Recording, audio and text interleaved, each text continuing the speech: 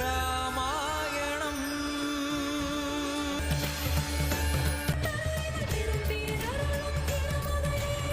சீதா தேவி லட்சுமியா? ஆம் ராமா, தாம் இப்பொழுது என்னுடைய கண்களுக்குள் நுழைந்த உங்களை பற்றிய அடையாளத்தை தெரிந்து கொள்ளுங்கள்.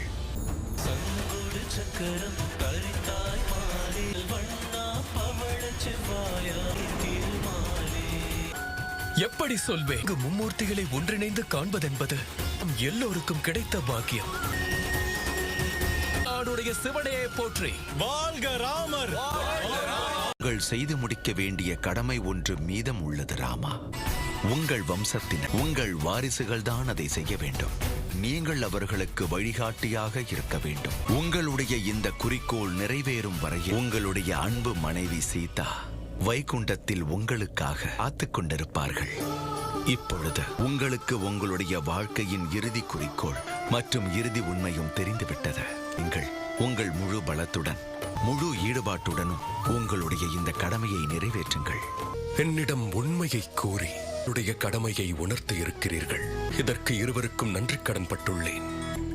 இருப்பினும் வாழ்வின் மீது எனக்கு ஆசை இல்லை. என் கடமையை நிறைவேற்றுவதற்காக நான் வாழ்ந்துதான் ஆக வேண்டும். விதி குறித்திருக்கும் அந்த நொடிக்காக நான் காத்துக் கொண்டிருப்பேன்.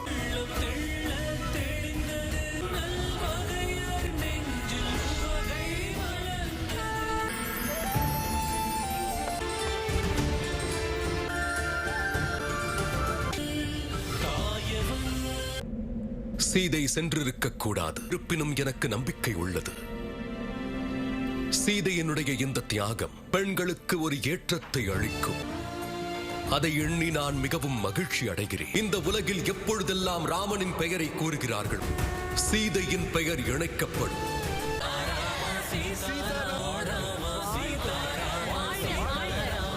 தந்தையாக கடமையாற்ற வேண்டும். ரகுகுலத்தின் வம்சத்தினரை வருங்காலத்திற்காக தயார் செய்ய வேண்டும். சரியான நேரத்தில் தாங்கள் சென்று யாரென்ற உண்மையை கூறிவிட்டீர்கள். தன்னுடைய பலத்தை உணர்ந்த பிறகு எவனுக்குள் ஆணவம் தலை தூக்குகின்றதோ அவன்தான் மனிதனாக இருக்க முடியும். ராமன் அவருக்கு கொடுக்கப்பட்ட கடமைகளை இதுவரையில் எவ்வாறு செய்தாரோ அவ்வாறே இனியும் செய்வார். ராமா, காலம் கனிந்து வந்துவிட்டது.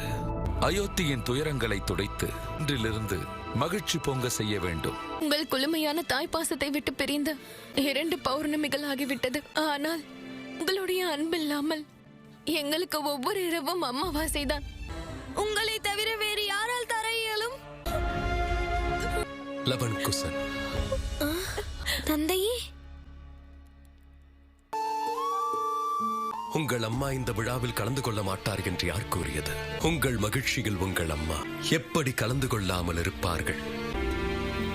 அசுவமேத வேள்வியை நிறைவேற்றுவது அவசியமான போது பிரம்மதேவனே சீதையினுடைய இந்த சிலைக்கு உயிரூட்டினார்.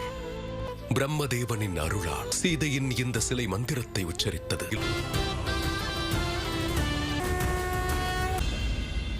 ஓம் திருவருளால் மங்களம். முல்லைகள்